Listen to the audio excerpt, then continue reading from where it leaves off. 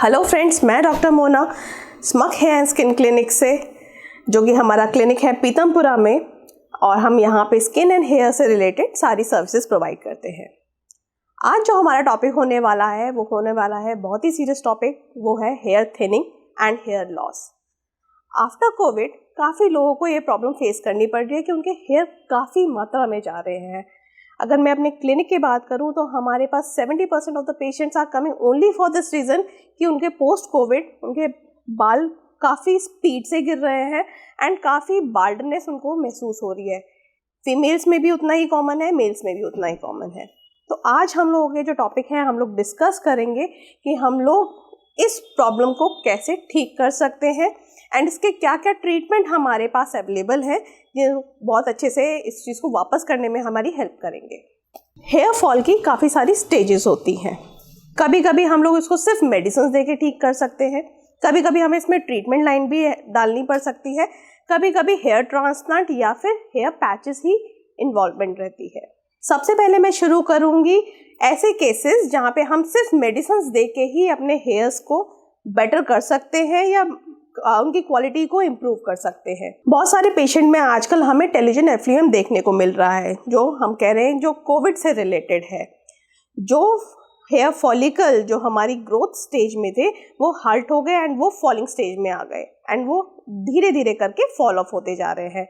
तो growing stage वाले जो हेयर फॉलिकल थे वो भी इतने एक्टिव नहीं है या इतने प्रोमिनेंट नहीं हुए कि वो ग्रो में आ जाए। तो major of the hairs are in falling stage. तभी एक मेजर लोगों को फॉलिंग स्टेज वाले बाल अपने नज़र आ रहे हैं।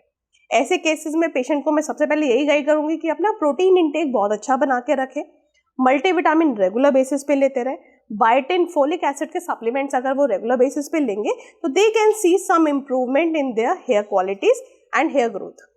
अगर हम लोग ये सप्लीमेंटेशन एंड ये दवाइयाँ रेगुलरली 3 मंथ तक किसी भी पेशेंट्स को देते हैं तो they can have a very good result in this cases.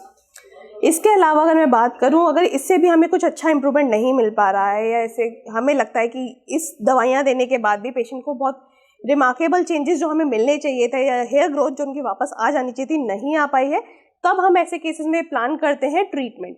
2 बहुत ही इंपॉर्टेंट ट्रीटमेंट रहते हैं हमारे हेयर केसेस में, that is a PRP treatment and a mesotherapy treatment. Mesotherapy treatment में हम लोग कुछ ग्रोथ फैक्टर्स डालते हैं आपके स्कैल्प में, जो कि again a combination of a multivitamin.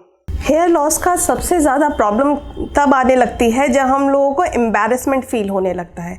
खालीपन होने की वजह से हम लोग सोशल गैदरिंग को अवॉइड करने लगते हैं एंड ये कहीं ना कहीं एक ऐसा कारण बन जाता है कि हमें अंदर ही अंदर डिप्रेशन का शिकार होने लगते हैं। तो ये एक और एड ऑन फैक्टर हो जाता है आपके हेयर लॉस के लिए। सबसे बेस्ट पार्ट है कि हर चीज़ का सल्यूशन होता है, हमारे पास इस चीज़ का बहुत बढ़िया सल्यूशन अवेलेबल है।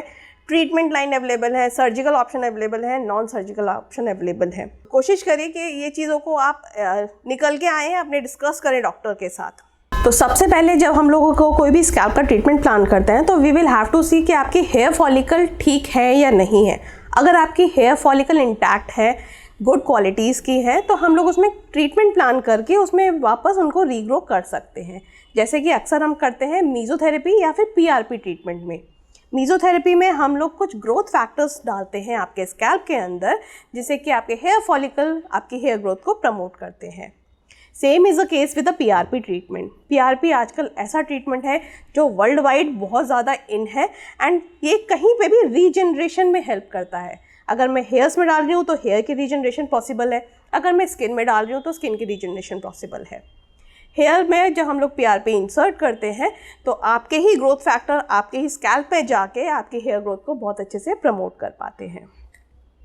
इसके अलावा कभी कभी ऐसा भी मेरे पास आए हैं कि हमारे पास हेयर फॉलिकल ही एक्टिव नहीं है एंड स्पेशली ये उन केसेस में होता है जब बहुत ज़्यादा हेयर लॉस हो चुका होता है एंड पेशेंट को क्विक रिजल्ट्स चाहिए होते हैं या फिर जेनेटिक कॉज इन्वॉल्व होता है, specially in the case of the mails.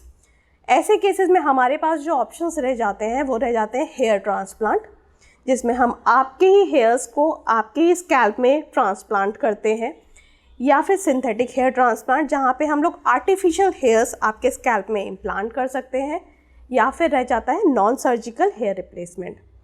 The safest method जो हम लोग किसी भी पेशेंट को गाइड कर सकते हैं, जहाँ पे वो इजीली आके within half an hours अपने हेयर्स को वापस पहले जैसा पा सकते हैं and they can boost their confidence level फिर दैट, वो चीज़ उनको काफ़ी हद तक मिल सकती है।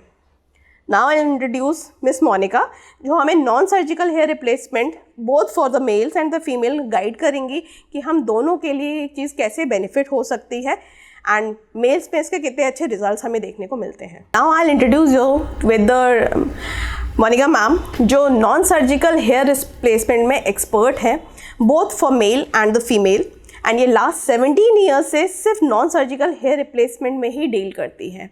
So she will guide you best कि इसमें क्या क्या क्वालिटीज़ आती हैं, किस किस तरीके से प्लान किया जाता है, एंड ये हमारी इन्हांसमेंट में, हमारे हेयर के इन्हांसमेंट में, हमारी ब्यूटी की इन्हांसमेंट में हमें कैसे फ़ायदा कर सकता है।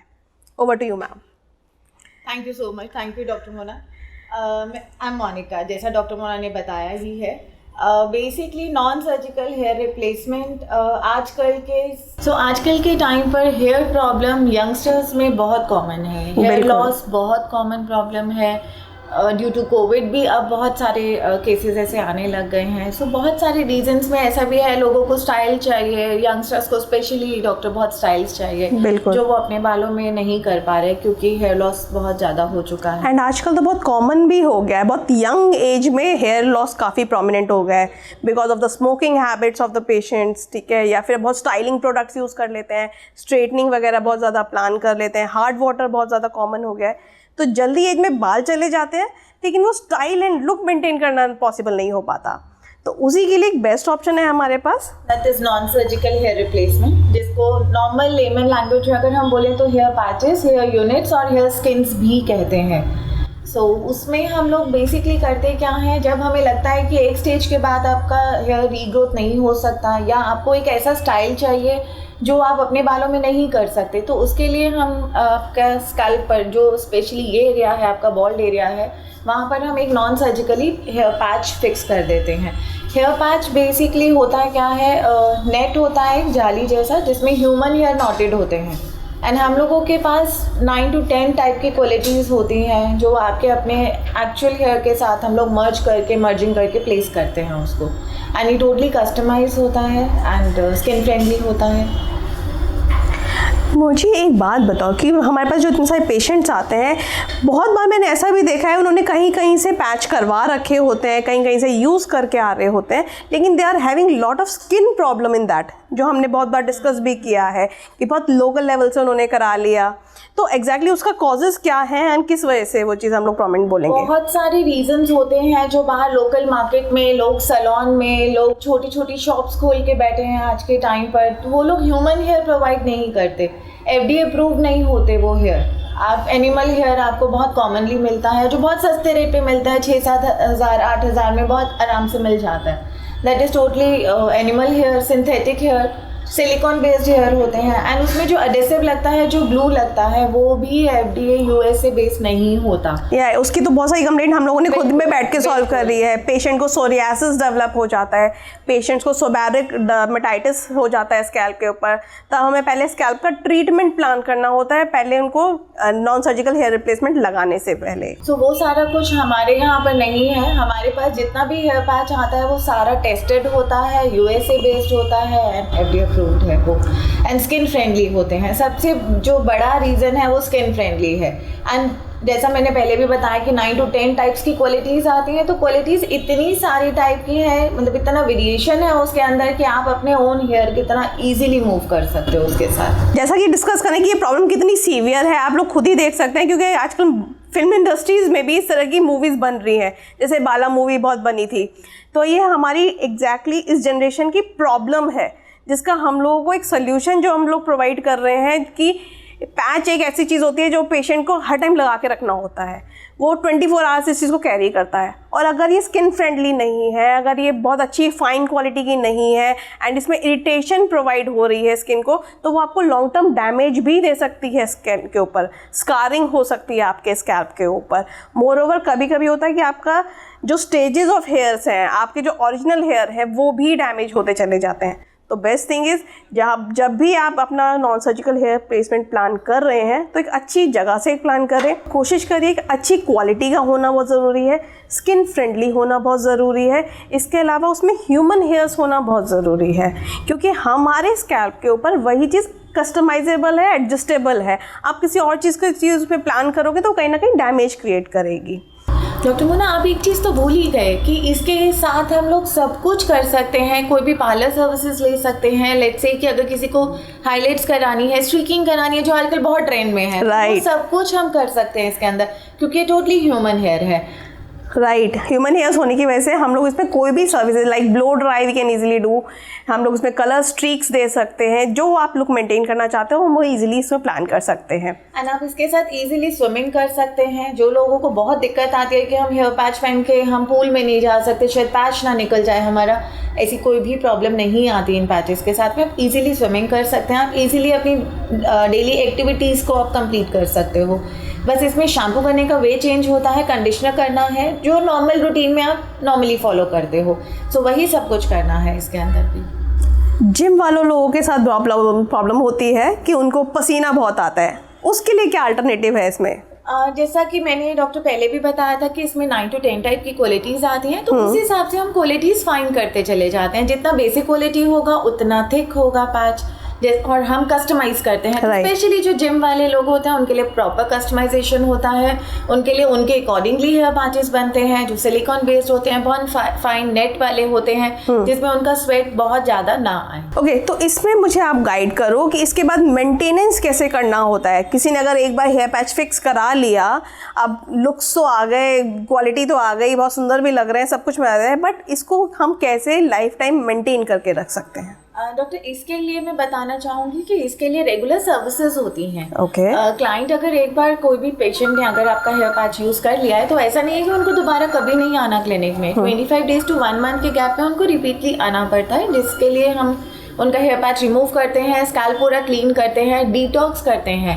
डिटॉक्स एक बेसिकली मेडिकेटेड स्कैल्प पैक होता है। जो लोगों को बहुत इचिंग इरिटेशन आती है वो मेडिकेटेड होता है, तो उसमें बहुत सारे हर्ब्स मिक्स होते हैं, तो वो इन सब चीज़ों से सॉल्व कर देता है, प्रॉब्लम सॉल्व कर देता है। सो ये रिपीट सेशन रहता है एंड 25 डेज to 1 मंथ में जब आप रेगुलर यहाँ आते हैं तो हम हेयर पैच रिमूव करते हैं, ये सारा प्रोसीजर करते हैं, हेयर कट करेंगे, शैम्पू कंडीशनिंग सब करते हैं, दोबारा रिफिक्स कर दिया जाता है।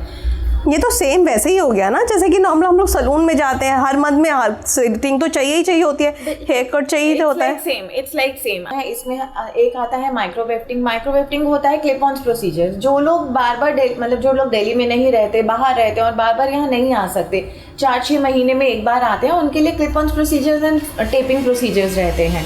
सेकेंड प्रोसीजर होता है बॉन्डिंग, जिसमें हम एडेसिव करते हैं, ग्लू लगाया जाता है। ग्लू भी 2 टाइप से होते हैं, water based and silicone based. So वो स्कैल्प के अकॉर्डिंगली हम लगाते हैं, जैसा जिसका स्कैल्प होगा वो उसके अकॉर्डिंगली, एंड वो स्पेशली डॉक्टर पूरा टेस्ट करते हैं, उसके अकॉर्डिंगली लगाया जाता है। एंड थर्ड प्रोसीजर होता है हमारा वीविंग, जिसको हम नॉटिंग प्रोसीजर कहते हैं। नॉटिंग भी हम लोग करते हैं इसके अंदर, बट फिर भी हम लोग नॉटिंग को इतना ज़्यादा प्रमोट नहीं करते बिकॉज क्योंकि इससे ट्रैक्शन एलोपेशिया होने के चांसेस ज़्यादा होते हैं, राइट। तो इससे आपके जो ओरिजिनल हेयर्स होते हैं वो डैमेज होते चले जाएंगे। बहुत लोग इस चीज़ को करते भी हैं, specially the road side salon, जो हम लोग कह रहे हैं छोटे छोटे सलून्स होते हैं, क्योंकि उनके लिए ईजी होता है, उनमें ज़्यादा कुछ खर्चा नहीं आता है। हमको एग्जिस्टिंग हेयर्स में लेके उनको नॉटिंग करनी है, बट वो आपके ओरिजिनल हेयर्स को डैमेज कर रहे हैं। वो हमारे यहाँ पे हम लोग चीज़ों को अवॉइड करेंगे। तो बेसिकली पहले हम आपका स्कैल्प चेक करेंगे कि उस पर हम लोग कौन सा एडहेसिव प्लान कर सकते हैं, वाटर बेस हो सकता है या जेल बेस हो सकता है। उसी के बाद हम लोग प्लान करेंगे कि आपके स्कैल्प के ऊपर हम लोग क्या नॉन सर्जिकल प्लेसमेंट प्लान करेंगे। Now we will show you the demos कि हम लोग किस तरीके से इस चीज़ को प्रोसीजर को फॉलो अप करते हैं। तो प्लीज़ गो अहेड। सो अब हम आ गए हैं हमारे हेयर स्टूडियो में, जहाँ पर हमारे पास एक क्लाइंट है जिनको ऑलरेडी थिनिंग है स्कैल्प पर and he want non surgical hair replacement only. So Gautam इनको एक पैच प्लेस करके दिखाएंगे।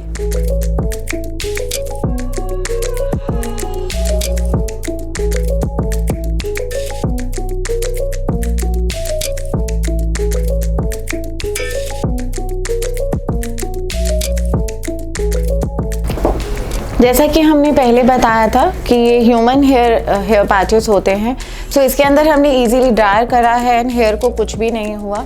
हम इजीली हेयर स्टाइलिंग कर सकते हैं इसके अंदर एंड आप अपने बालों की तरह शैम्पू कंडीशनिंग सब कुछ कर सकते हैं। तो आप देख सकते हैं मर्जिंग बहुत अच्छे से है, कहीं से ऐसा नहीं पता चलेगा कि ये ऊपर का बाल अलग और नीचे का बाल अलग है। सो 100% मर्जिंग रहती है, तभी हम लोग बोलते हैं कि कस्टमाइज है। तो ये एग्जैक्टली कस्टमाइज हेयर पैच है। So colour and everything, hair texture सब कुछ एग्जैक्टली मैचिंग का है। सो जो लोग बहुत टाइम से ट्रीटमेंट ले रहे हैं एंड वो लोग बिल्कुल परेशान हैं कि उनके अच्छे रिजल्ट्स नहीं आ रहे या उनको एक अच्छा लुक नहीं मिल पा रहा, अच्छा स्टाइलिंग नहीं कर पा रहा, तो वो हमारे पास आए स्मग क्लिनिक पीतमपुरा दिल्ली में। सो हम आपको एक नया लुक देंगे, एक नया कॉन्फिडेंस देंगे ताकि आप इजीली मूव कर सकें।